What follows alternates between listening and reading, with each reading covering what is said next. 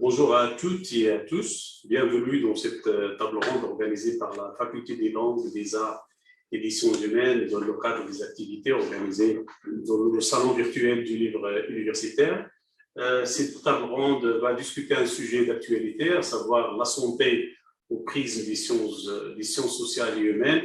Et nous avons invité des professeurs spécialistes dans ce domaine, chacun dans sa discipline, pour débattre ce sujet qui est, comme j'ai dit, d'actualité, notamment dans ces conditions sanitaires qui pèsent lourdement sur nos esprits, qu'ils soient au Maroc ou ailleurs.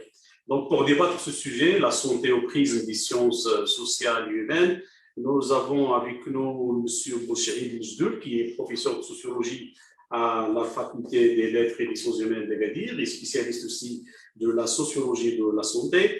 Nous avons aussi avec nous Hassan Isabelle de la Faculté des sciences d'Agadir, il est généticien et biologiste. Et nous avons aussi avec nous Rachid Beloubi, qui est également professeur de sociologie CNM à la Faculté des langues, des arts et des sciences humaines.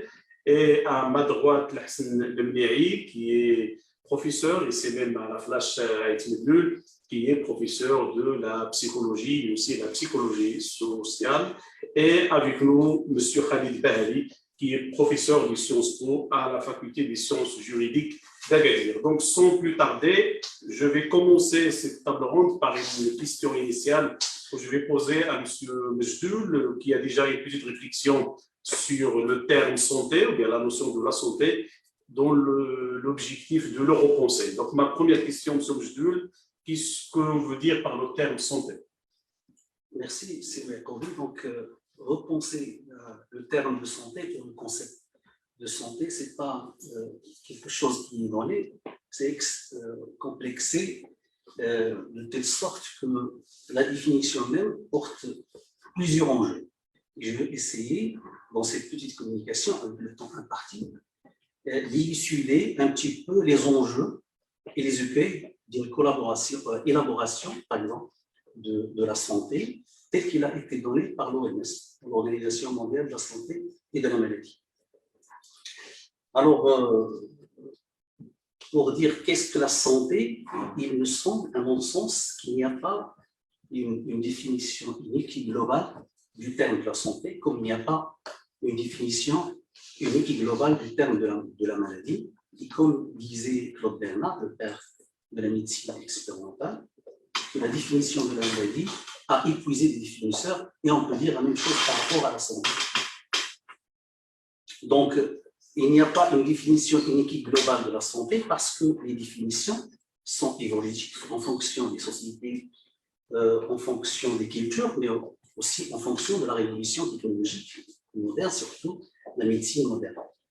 Donc, mais sans retracer un peu l'histoire du contenu du concept de la santé, on vient directement à la définition donnée par l'OMS et donner un contenu, un concept, ce n'est pas innocent. Vous savez très bien qu'un concept, ce n'est pas uniquement un dispositif de savoir, mais aussi bel et bien un dispositif de pouvoir. C'est-à-dire le concept ne désigne pas uniquement une réalité ou une portion de la réalité, mais il désigne aussi un point de vue. Là où il y a des enjeux politiques et idéologiques dans la définition. Donc, revenons à la définition donnée par l'OMS. L'OMS définit la santé comme état de complet, je dis état de complet bien-être physique, mental et social. Et on peut se poser la question, qui peut prétendre être dans un tel état de bien-être complet, social, physique et mental? Donc, à mon sens, il n'y a pas une personne qui rassemble un peu cette définition. Sinon, on est, comme je disais l'autre fois, on est tous malades quelque part par rapport à cette définition de la santé. Mais cette définition de l'OMS porte en soi quelque chose que j'estime positif, à savoir mettre un peu la lumière sur des dimensions jusque-là occultées de la santé, surtout les dimensions relatives à ce qui est social et culturel. Donc, toujours, on vue la santé et la maladie aux prises biologiques, scientifiques, et on occulte un peu les dimensions qui sont importantes, à mon sens, dans la définition, dans la compréhension même, et dans la prise en charge des dimensions de la santé et de la maladie, en l'occurrence les dimensions sociales et culturelles. Mais de l'autre côté, c'est là où je me pose beaucoup plus de questions, c'est associer la santé au concept de la santé, un concept à une notion à contour flou, à savoir le bien-être. Parce que le bien-être, comme disaient les philosophes, il y a des travaux, le foisonnement des travaux des philosophes sur la notion du bien-être, le bonheur, le confort. Donc, ils ont conclu que le bien-être, au temps actuel, ce n'est qu'une marchandise que ne vend la société de consommation. Mais pour mettre à l'horizon ce bien-être comme, je dirais, comme horizon de cette société mercantile, il faut mettre un peu des détours, c'est-à-dire mettre intentionnellement de l'amalgame, de la confusion autour des concepts du bien-être et l'associer à d'autres concepts tels que le plaisir, le confort et le bonheur. Et si on s'arrête de près sur des concepts tels que le plaisir et le bonheur, on voit bien des contrastes, des contradictions même. Alors, je retiens le concept de bonheur en comparaison avec le concept de plaisir, parce que ce sont des concepts très proches du concept du bien-être, qui est à contour flou. Si on prend le bonheur, par exemple, disaient les philosophes, le bonheur se joue dans le temps, c'est-à-dire il a une visée temporaire, c'est-à-dire dans la vie. Alors, contrairement au bonheur, le plaisir, il est instantané, il nie la question du temps. Le bonheur ne nécessite pas, pour le procurer, du substance, contrairement au plaisir. Le plaisir, il est procuré par des substances. Bon, la cigarette, l'alcool, la drogue, le sexe, et ainsi de suite. Autre chose que le plaisir, parfois, donne naissance à des addictions, à des dépendances, contrairement au bonheur. Donc, on voit vraiment que l'association du bien-être à une chose, à mon sens, qui relève de la sensation de quelque chose d'éphémère, pour moi, pose un danger pour l'individu, pour la société. Monsieur Jdeul, merci pour cette très belle introduction pour cette table ronde. Pour passer tout de suite chez Hassan Isabelle, vous êtes généticien, biologiste, dans un autre domaine, je ne vais pas dire loin des sciences sociales et humaines, mais ça reste quand même des sciences aussi, produites par l'être humain. Pour vous poser cette question, est-ce que vous, dans les sciences dites dures ou exactes, est-ce qu'un jour vous avez senti que vous avez besoin des sciences sociales? Merci, Monsieur le Président. Comme vous l'avez dit, donc je suis généticien, je ne suis pas dans le domaine de la sociologie, des sciences humaines, mais quand même, le travail que je fais, on travaille actuellement, par exemple, sur la génétique des cancers. Et en réalité, on travaille sur la recherche de marqueurs pour le cancer. Et je voulais poser une question, une réflexion, je veux parler avec vous sur cette notion de marqueur, cette notion de stratégie, de la définition carrément de la santé. Classiquement, la santé, comme il est connu, c'est un malade, une personne qui est malade, il vient voir le médecin, parce qu'il est malade. Il vient de voir le médecin. Le médecin a pour but de diagnostiquer la maladie et par conséquent, après pronostic, donner un traitement pour guérir la maladie. Au fur et à mesure que la technique avance, que la recherche avance, on a commencé petit à petit, notamment par exemple avec l'arrivée ou le développement des antibiotiques, à éradiquer énormément des grandes maladies des siècles précédents qui étaient vraiment ravageuses et qui étaient vraiment très importantes. Donc la notion de maladie commence un petit peu à changer et les grandes épidémies ayant été disparues, qui sont dues à des infections, ainsi de suite, pas disparues, mais disons qu'ils sont beaucoup diminuées. Il y a d'autres maladies qui ont émergé, par exemple de cancer, l'hypertension artérielle, on parlera du diabète, on parlera des cardiopathies. Ces maladies, malheureusement, ce sont pour la grande majorité des maladies qui sont incurables. En d'autres termes, que si jamais ils sont bien installés chez l'individu, il aurait dû aller voir un médecin, le médecin peut toujours le suivre, mais la maladie n'est pas incurable. Donc l'approche diagnostic-thérapie n'est pas en quelque sorte, il n'est plus à soi, il n'est plus, comment dirais-je, il n'a plus ce rôle comme il a été auparavant. Heureusement, on sait actuellement que si on arrive à détecter ces maladies relativement tôt, dans des stades relativement précoces, on peut au moins, non pas guérir la maladie, mais on peut au moins atténuer son effet, on peut la reculer, on peut agir là-dessus.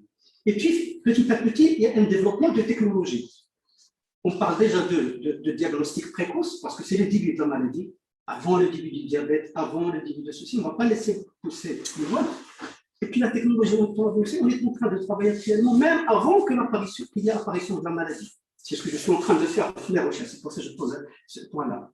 On parle de marqueurs de maladie et on essaie de prédire la maladie 10 ans avant, 15 ans avant. Donc il y a une question de futur. Finalement, c'est quoi la médecine dans ce sens, la santé dans ce sens? Quand quelqu'un vient voir le médecin, est-ce qu'il vient pour être guéri ou pour savoir s'il a la probabilité de tomber malade demain après-demain? Et là, on se pose la question sur l'intérêt de cette, pas l'intérêt, mais disons que sur la définition de la santé en elle-même.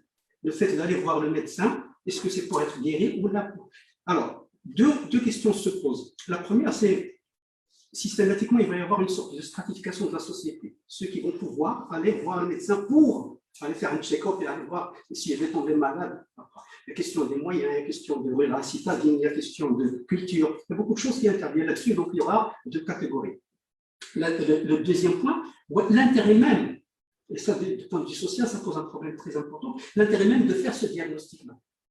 Il est évident que si on dit que demain, vous risquez de tomber malade, si on peut toujours intervenir avec la maladie, c'est très important. Mais il y a des maladies sur lesquelles il n'y a pas du tout de traitement.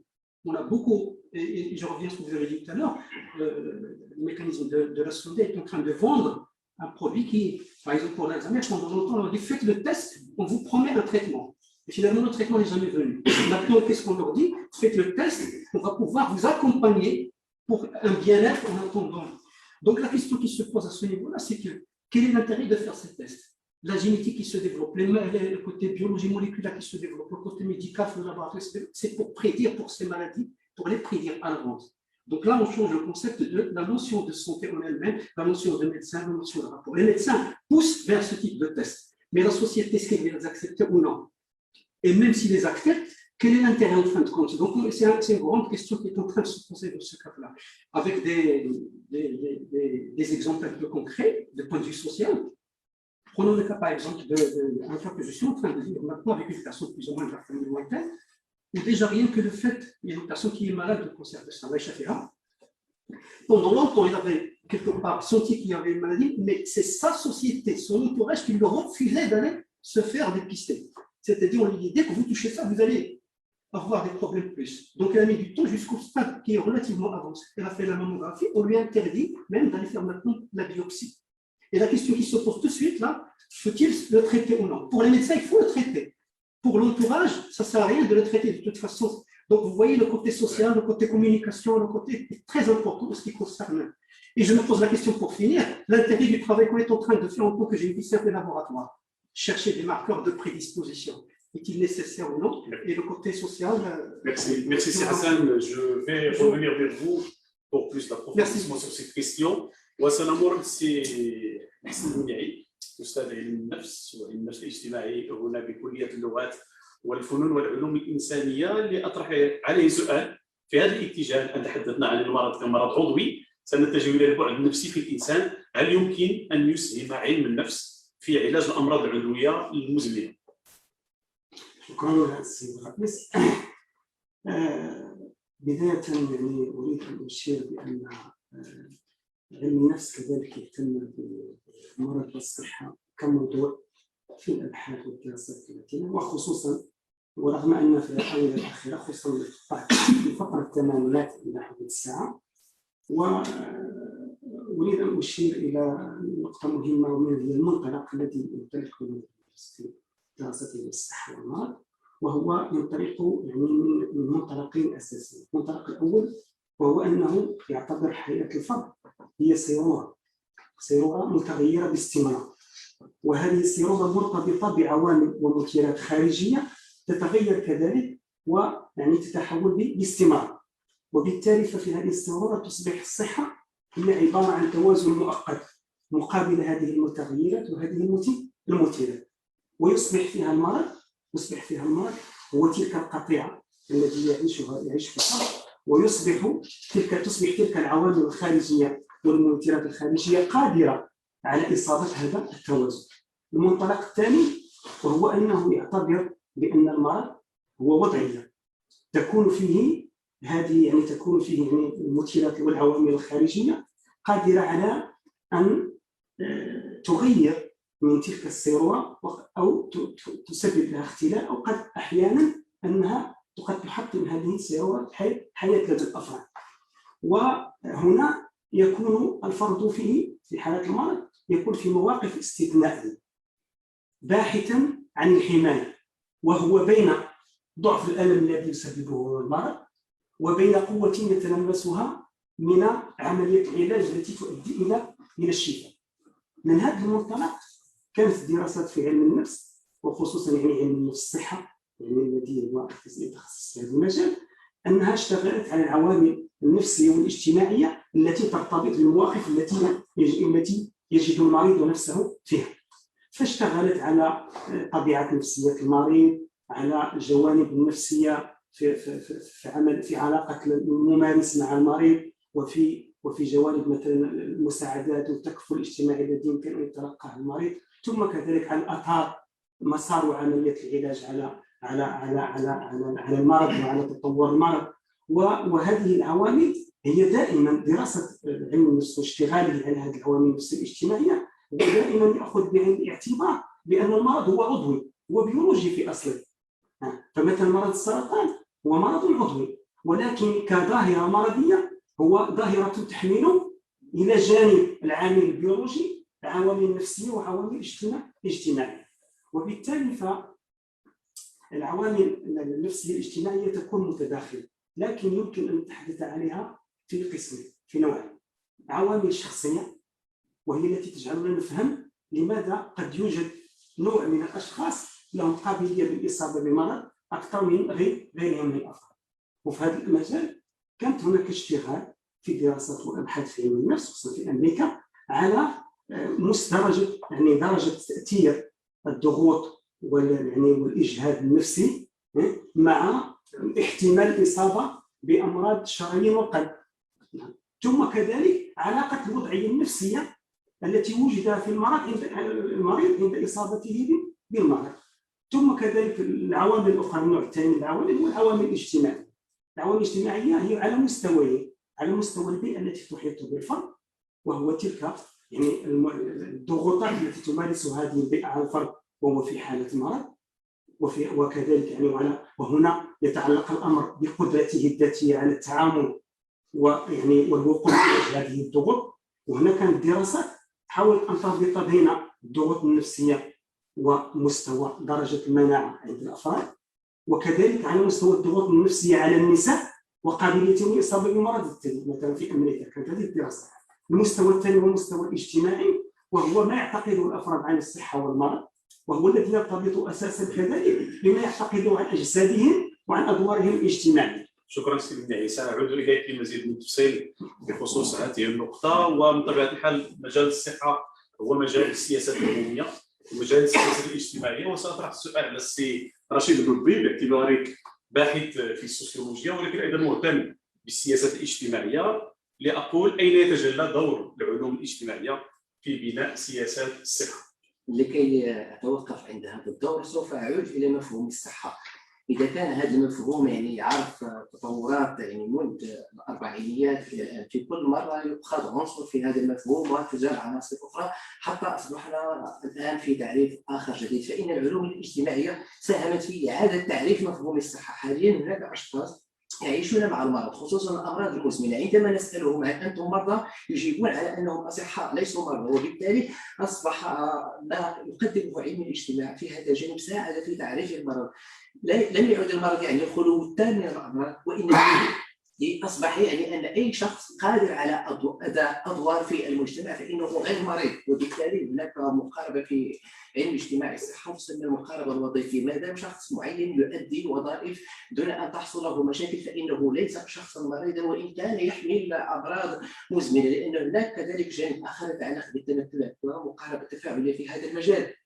قد يعتبر الشخص هذا الفرد على أنه مريض لكن هو لا يعتبر نفسه كذلك، ليس لأسباب ترتبط بالتمثلات السلبية حول ذاته فقط، وإنما لأن مفهوم المرض قد تطور وان هناك تعايش حول المرض، وان خصوصا بالنسبه للامراض المزمنه. العلوم الاجتماعيه ساهمت في اعاده تعريف المرض بهذا الشكل، واصبحت لدينا هذه التعريفات التي اصبحت تستدمج المرض في تعريف الصحه. اصبح مفهوم المرض مدمجا ومقبولا في تعريف الصحه. فيما يتعلق بالعلوم الاجتماعيه، المعروف هو ان الصحه ترتبط بالنسق الاجتماعي والثقافي والديني، وبالتالي يمكن فهمها فقط بالممارسه الطبيه التشريحيه العلميه، لان هناك ظروف قد تعيق الممارسات الطبيه او ممارسات العلاج. وسوف اقدم 3 امثله. هناك حالات لاشخاص يقومون بالتطبيب الذاتي، بمعنى هم اطباء انفسهم، وبالتالي ما الذي يدفعهم الى القيام بهذه العمليه؟ هناك رفض للتطبيب، أشخاص يرفضون، ونحن نعرف في حالة كورونا أن أشخاص يلجؤون إلى تطبيب أنفسهم باعتماد على ممارسات تقليدية اعتقادا منهم بأنهم قادرين على هذه. هناك كذلك ما يتعلق بالتمثلات المتعلقة بالمرض. ما دام هناك جوانب دينية تتدخل في فهم الصحة، وهناك جوانب ثقافية، وهناك جوانب اجتماعية، فإن العلوم الاجتماعية وجدت مكانها المتسع لفهم ظاهرة الصحة، وتحتاج إلى الأنثروبولوجيا الثقافية وعلم الاجتماع الثقافي لفهم لماذا أشخاص أو فئات أو ثقافات معينة لا تقبل على الممارسات الطبية. وسوف يكون هناك كذلك حتى ما يتعلق بعلم الاجتماع الديني المقارن، لكي نعرف لماذا أن هناك بعض الأديان علاقتها بالطب لا تطرح صعوبات كبيرة، وهناك أديان وممارسات دينية علاقتها بالطب جد معقدة. ونحن نعرف أن ما يتعلق بالفحوصات حول المرأة من أجل الولادة وجهت بمحددات دينية، ونعرف كذلك على أن ما يتعلق بتنظيم الأسرة وجه بمحددات دينية.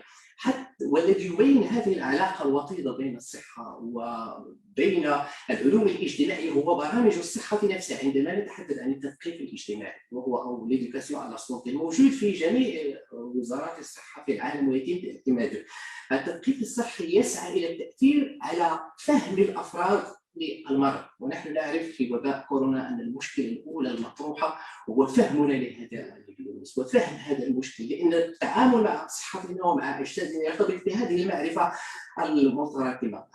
هذه جوانب تبين هذا الارتباط الوطيد الذي يتجلى في إعادة مساهمة العلوم الاجتماعية في تعريف الصحة، مساهمة العلوم الاجتماعية في التأثير في البرامج التي تقوم وزارة الصحة بتبنيها وتستند على هذه المعرفة الاجتماعية. ويتجلى كذلك في أن كليات الطب تستند إلى معرفة اجتماعية، وأن وزارة الصحة في العالم كلها تطرح خبرة اجتماعية لمعرفة بعض الآثار الاجتماعية وبعض المحددات الاجتماعية للمرض، وهي محددات كثيرة لن تطرح أي مشكل. هناك جانب آخر يبين بشكل كبير حتى أن فهم الصحة يستند بشكل كبير إلى آليات ونظريات علم الاجتماع، خصوصا في السياسات الصحية وفي السياسات الاجتماعية. حاليا في جميع الدول التي حققت مستوى كبير في الجانب الصحي يطرح ما يسمى بالتفاوتات الصحية.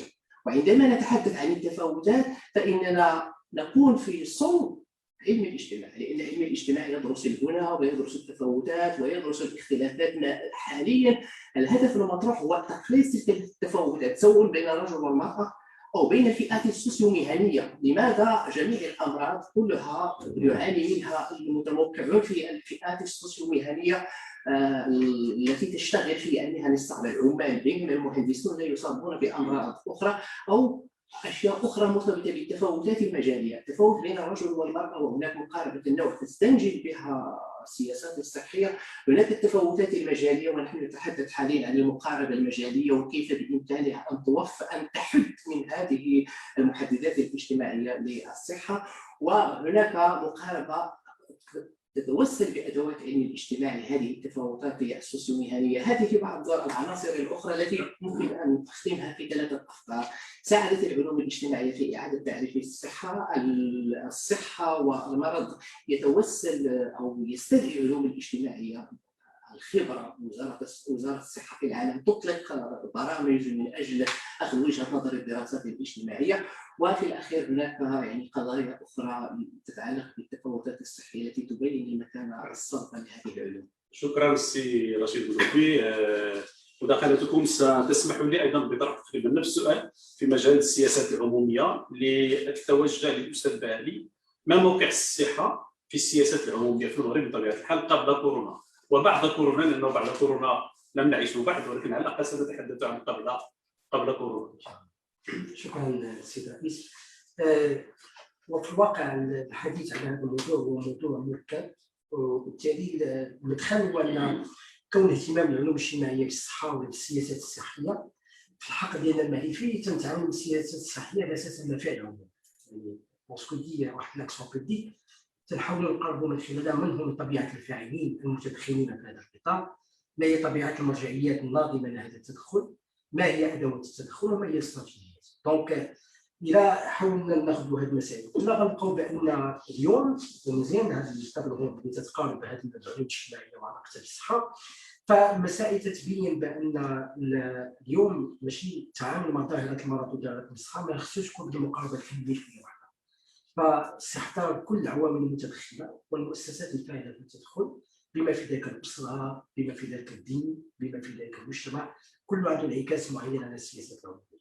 اذا الدوله دوسكو جديده، الدوله هي في صلب الفعل العمومي، لدرجه ان الدوله مجموع السياسات العموميه هي مجال حيوي لممارسه الدوله القرارات ديالها. هذه القرارات اما احيانا تكون الدوله كسلطان سيادي، واحيانا الدوله هي المؤتمن على تسيير كل التصرفات اللي داخله في اطار ما يسمى بالنظام العام، الصحه العموميه، السكينه العامه وغير ذلك من الاشياء. اذا حياه المواطنين داخل المجتمع تتاثر من جراء السياسات العموميه المعتمده من قبل الدوله. لان في نهايه المطاف السياسه العموميه هي قرار، والدوله هي سيده ذلك القرار، قد تتدخل او لا تتدخل، كلا من الحالين فهذا تدخل عمومي قبل الدوله. لا تقدر تقول بان نحن كمواطنين متاثرين بتدخل الدوله في كافه السياسات. سياسات مثلا نوصلكم مثلا السياسات الصحيه، يعني السياسه العموميه الصحيه هي التي تحدد صحتنا العقليه والجسديه وكذلك اطار الحياه الكاتولوجيه. دونك هذه المسائل كلها هو اولا هي حق منصوص عليه قانونا، ثانيا هي ممارسه تدخل في اطار بسط السلطان السيادي للدوله، لان ما يمكنش مثلا وهذا هو اللي غيخلينا ندوي على كيفيه حضور الدوله، كيف دبرت قطاع الصحه العموميه لما جاءت عنصر الفجائيه والازمه مع كورونا. هنا غيكون واحد المقترب اخر نوفو باراديغم اللي هو طرح واللي هو كان عنده اثر على السياسات العموميه ديال الدوله، هو ان كورونا كلها في العالميه كانت فيه عنصر ديال الفجائيه ديال الناس. دونك هذا العنصر ديال الفجائيه خلى الدوله تكون حاضره بقوه، اولا باش تكون هي اولا هي المؤتمن لتحقيق شيء اساسي وهو الامن والرفاه والاستقرار والاستابيليتي، ودوزيام شوز بان هي اللي ممكن عندك كل الادوات اللي هي الترسانه القانونيه، الترسانه الماديه، الترسانه كاع بما في ذلك باش تفرض ان اوردر، باش يفرض واحد النظام. فلذلك نقدر نقول لك بان هذه العمليه ديال حضور السياسات العموميه في المجال ديال الدوله وفي المجال ديال الاقتصاد العمومي هو تيجعل بان كل السياسات على مستوى البلوره والصياغه والتنفيذ تدخل في اطار ما يسمى بليطون كونكري، يعني الفعل العمومي تحدده الدوله. الحديث اليوم هو ان ليست الدوله ذلك الفاعل الوحيد او الاوحد. داخل الدوله هناك منظومه وهناك نساق تتفاعل فيها مجموعه من المتدخلين في كافه القطاعات. دونك الحديث عن السياسات العموميه في مجال الصحه غيكون في حضور الدوله، ولكن حضور اطراف اخرى فاعله ومؤثره ذوي المصالح ذوي الاستراتيجيات بما في ذلك القطاع الخاص. اذا الان احنا تنحاولوا نلقاو بان اولا هناك واحد جاجس لدى الدوله اصبح اليوم تفرض فيه، وهو تحقيق شيء اسمه مشروعيه الانجاز الليجيتيميتي ديكزيكسيون. هذه المشروعيه ديال الانجاز تزيد كما نقولوا من خلال الحضور والرضا والاستحسان لدى المواطن بالخدمات الاساسيه للدوله. دونك حنا من خدنا كوفيد كان هذا السؤال مطروح، حتى مشروعيه الدوله كانت مطروح فيه. ما تبغوش بالمشروعيه بالفهم اللي تلقاو حنا في علم السياسه بان هناك الطرح اللي كان في البال مشروعيه قانونيه عقلانيه كاريزماتيه تراثيه.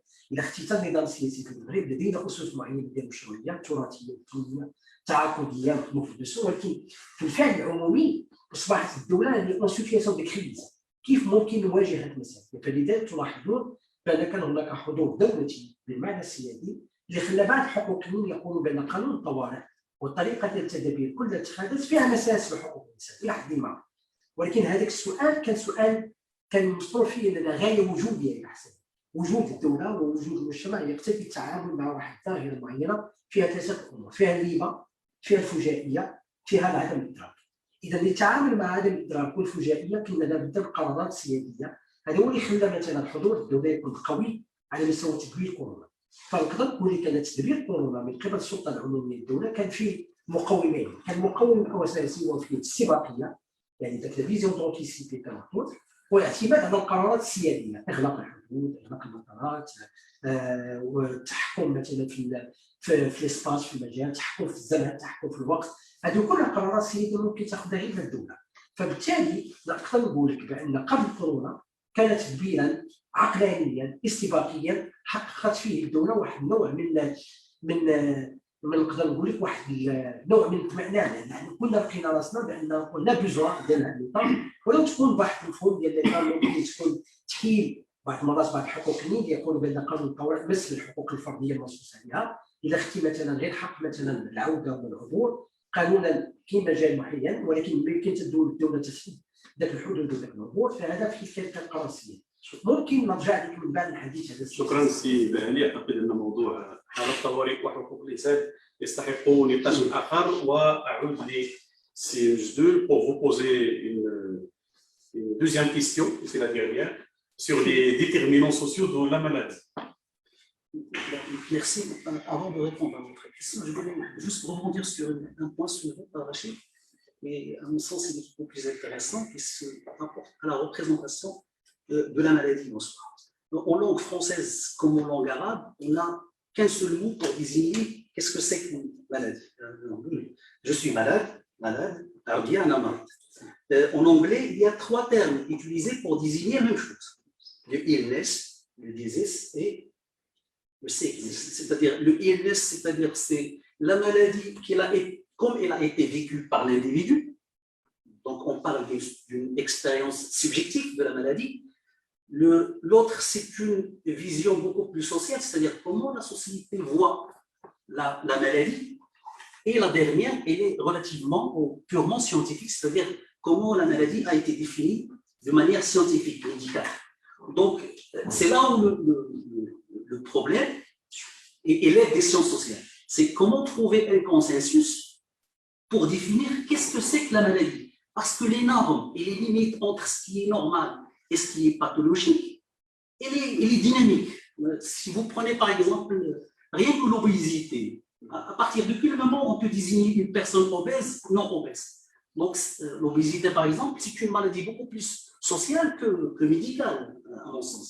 Donc je reviens à la question, j'ouvre la parenthèse, je reviens sur les déterminants et dans la même lignée de ma réflexion, en comparaison le plaisir et le bonheur, en rapport avec le bien-être, aussi en rapport avec la santé, on a tendance beaucoup plus à privilégier, nous, le plaisir, parce que le plaisir se vit dans l'instantanéité, dans l'immédiateté, beaucoup plus que le bonheur qui se vit dans le temps.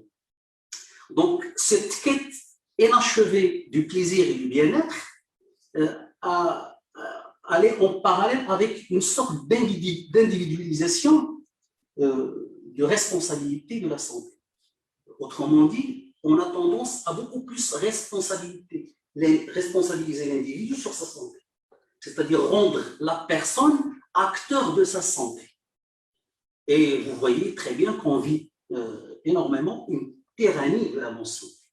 Vous voyez tous les grands messages avec lesquels on est bombardé. Ne mangez pas ça, mangez 4 fruits, 5 légumes, modérez votre consommation d'alcool et ainsi de suite. Faire du sport, faire du dépistage, énormément de messages qui pèsent vraiment lourd sur l'individu. Et là, intervient la question des déterminants sociaux parce que ce travail, cette quête de bien-être qui est en rapport avec la santé et la bonne santé, c'est un travail lourd. Et pas uniquement un travail lourd, mais c'est aussi un luxe qui n'est pas donné à n'importe qui. On n'a pas les mêmes moyens, ni le temps, ni les prédispositions psychologiques pour prêter attention à nos corps. Donc, c'est là où on peut parler des inégalités face à la santé. Et lorsque je dis des inégalités face à la santé, ce ne sont pas des inégalités qui sont inévitables, qui sont de l'ordre de naturel. Ce sont des inégalités fabriquées par l'ordre social. C'est-à-dire, la société fabrique des inégalités sociales. Et c'est là où intervient l'approche des déterminants sociaux. C'est quoi l'approche des déterminants sociaux? C'est-à-dire, pour agir sur la santé, vaut mieux agir en amont sur les déterminants sociaux. Et qu'est-ce que l'on entend par les déterminants sociaux? C'est-à-dire le contexte dans lequel un individu vit, naît, travaille, évolue, meurt par la suite et ainsi de suite. Donc, parce qu'il y a une corrélation constante entre tous les déterminants. La famille a un rôle dans la société. Bon, un enfant qui évolue dans une famille avec un climat tendu, certainement, il va sortir avec des maladies d'ordre psychologique. Un enfant qui évolue dans une école, là où il y a l'épanouissement, le rapport de respect, et ainsi de suite, la dignité de soi et de son corps, ce n'est pas la même chose pour un étudiant qui évolue dans une classe de 50 personnes avec un professeur psychopathe, ce n'est pas la même chose. Donc, le milieu de travail aussi joue un rôle, et de là, on parle des maladies professionnelles. Je ne sais pas les maladies qui affectent beaucoup plus les professeurs. L'attention, diabète, je pense, surtout au moment de correction. Donc, et on parle aussi même des maladies de classe, parce que les maladies qui touchent la classe bourgeoise aisée, c'est pas la même. Ça n'a rien à voir avec la... Donc, c'est là où l'importance des déterminants sociaux et qui donne à voir que la santé, c'est un fait social total au sens de Marcel Mauss. Merci beaucoup, je passe tout de suite chez Hassan et Isabelle, toujours comme généticien biologiste. Oui. Alors, je vous pose la question, est-ce qu'il y a des gens qui sont prédisposés à tomber malades et d'autres moins? Alors oui, vous posez la question, je reviendrai d'ailleurs sur ce point-là. J'aimerais quand même un petit peu continuer sur ce que j'avais dit, ce qui a été discuté, et je rebondisserai sur votre question. Je parlais tout à l'heure de la prédisposition de maladies chroniques.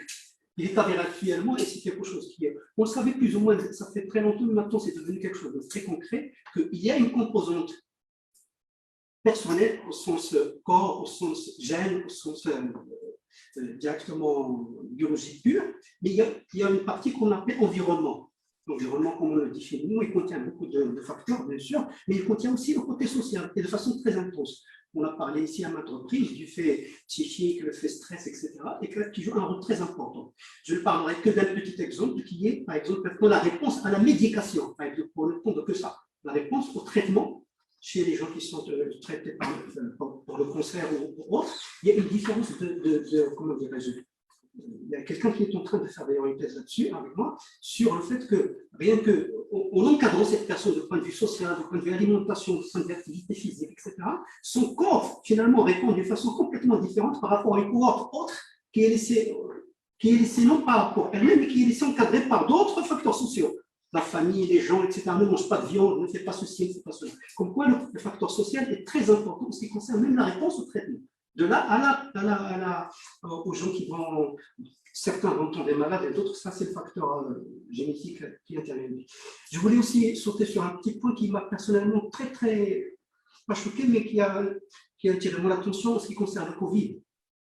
L'approche de Covid est un peu spéciale parce qu'il n'y a pas une relation directe entre comme j'avais dit tout à l'heure, entre le médecin et le patient.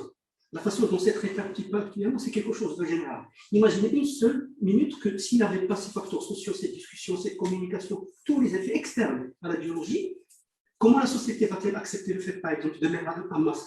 Comment la société va-t-elle accepter d'être confinée? Comment la société, même à la fin, va accepter d'être vaccinée?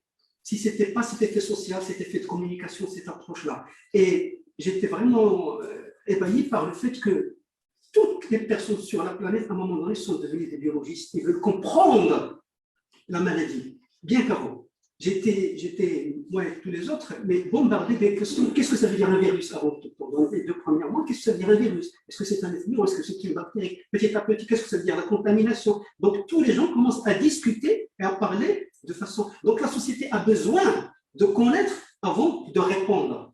Et c'est le côté social qui a permis finalement cette approche globale, ainsi de suite. Merci, سي حسن.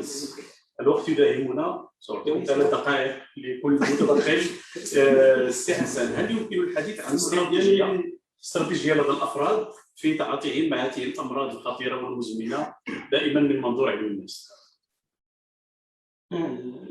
نعم، فمعروف اليوم في مجال علم النفس ما يصطلح عليه استراتيجية التكيف مع المرض، الكوبين كما بالانجليزيه، يعني هو l'adaptation stratégique d'adaptation مع هذيك المرض. وهذه الاستراتيجيه هي عاده تكون مع الامراض اللي هي الخطيره والمزمنه كمرض السيده ومرض السرطان. وهنا حتى اكون مختصرا يعني ودقيقا، مثلا في مرض السرطان يعني الدراسات وقفت على 3 اشكال من الاستراتيجيه عند الافراد مع التعايش مع هذا المرض او التصدي لهذا المرض. الاستراتيجيه الاولى هي انها استراتيجيه يعني موجهه نحو الموضوع، وهي عندما يكون الفرد يوجه مجهوداته السلوكيه والمعرفيه من اجل التحكم في الموقف الذي كانسان مريض، ويبدا مثلا بالمواجهه، القدره على مواجهه المرض كحدث، ويسعى الى حل بعد ذلك المشاكل التي مرتبطه بهذا الموقف، المواقف التي يجد نفسه فيها.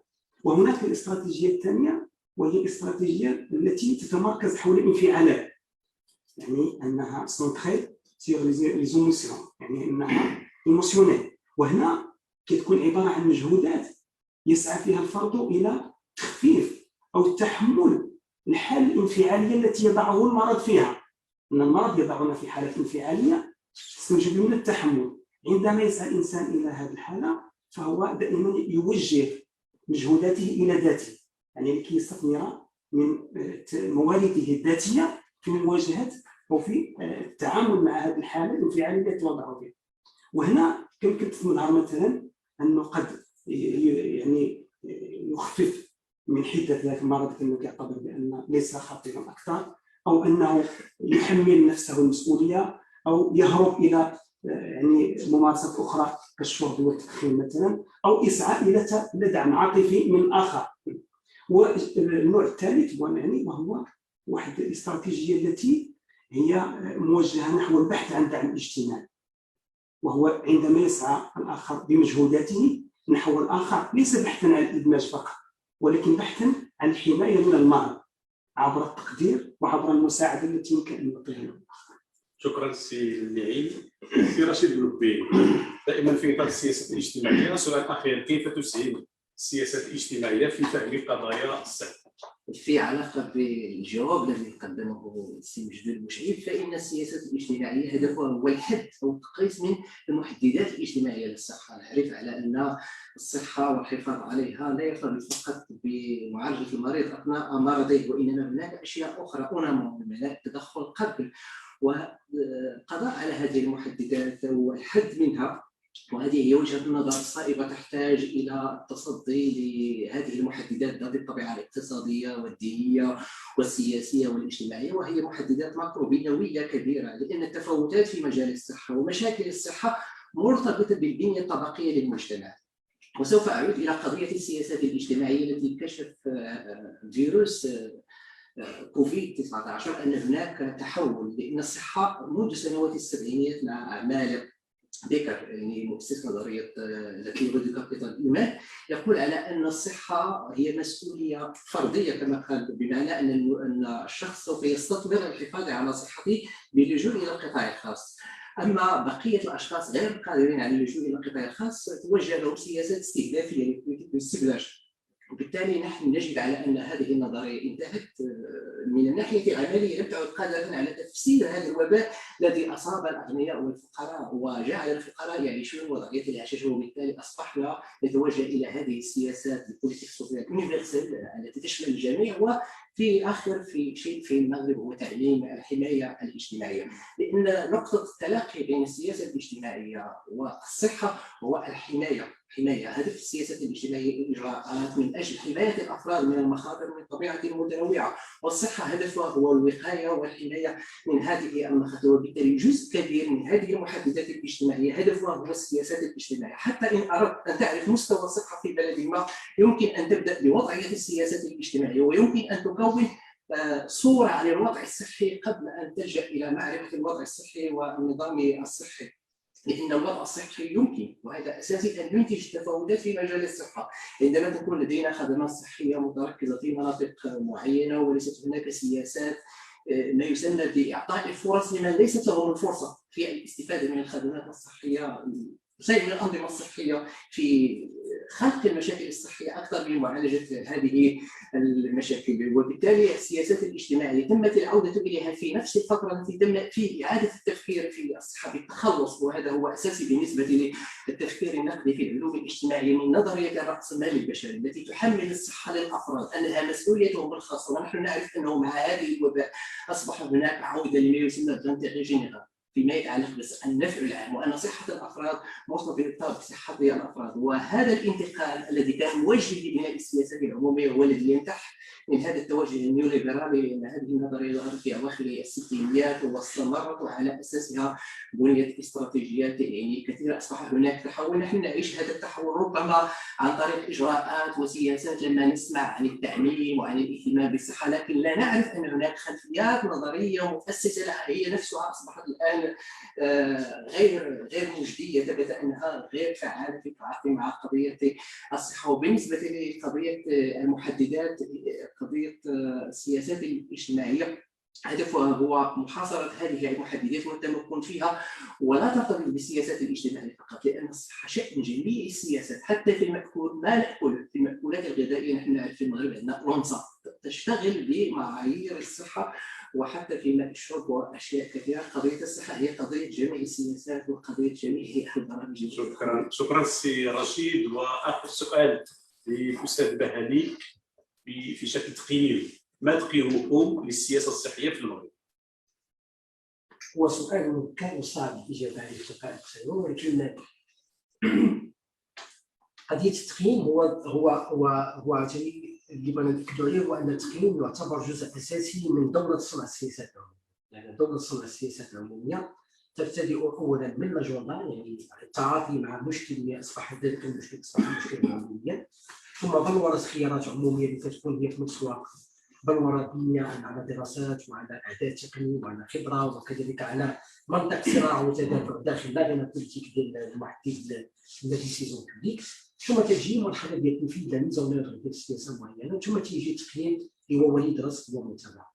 دونك اذا بغينا نقولوا على تقييم السياسات العموميه صعب جدا، ولكن ممكن القول بان هو مشكل بنيوي، والاشكالات اللي كانت معروفه بالنسبه لسياسه الصحه المغربيه كالتالي: ضعف الموارد البشريه، ضعف التغطيه الصحيه، ضعف البناءات المغطيه لتقديم الخدمات الصحيه على مستوى التراب بما في ذلك التفاوتات. لهذا اصبحت لدى الدوله سياسه قائمه على ما يسمى بالعداله المجاليه والعداله الاجتماعيه التي تدخل في هذا المنحى ديال التقييم. والحديث عن السياسات الاجتماعيه هي ثلاث: هناك سياسات اجتماعيه عرضانيه، هناك سياسات اجتماعيه فوقانيه.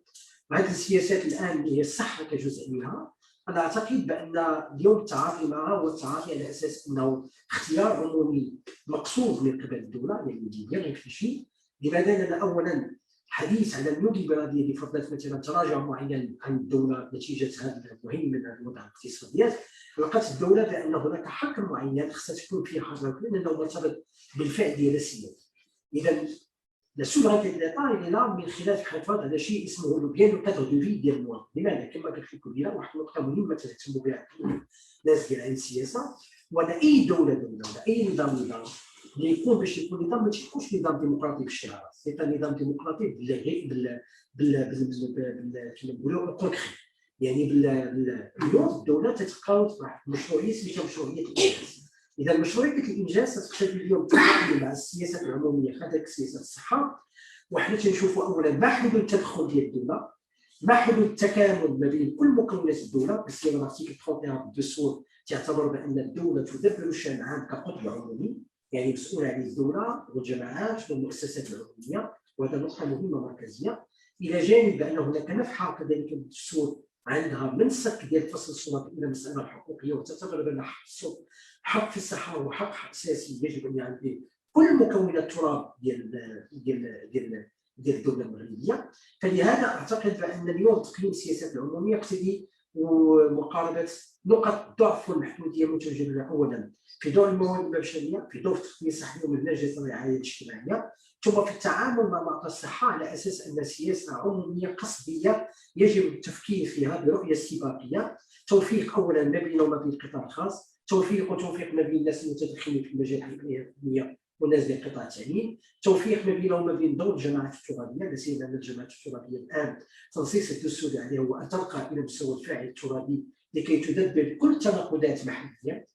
ما جيناش وعطينا هذا الكادر الكونسال، ولكن المفروض فيها تكون ترقى الى مستوى لاكتور هذا. ثم قضيه البارتناريا بيبليك بريفي ما خصوش تكون شعار مولد فيه مثلا تحقيق، ولكن الاساسي هو تحقيق شيء اساسي هو التوفيق ما بين المصلحه الخاصه والنفع العام.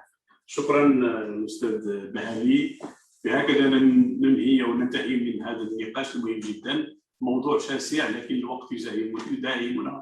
اشكر الجهات المنظمه، اشكر عماده كليه اللغات والفنون والعلوم الانسانيه بحيث ملول. شكرا للمتابعين الكرام والى لقاء مقبل.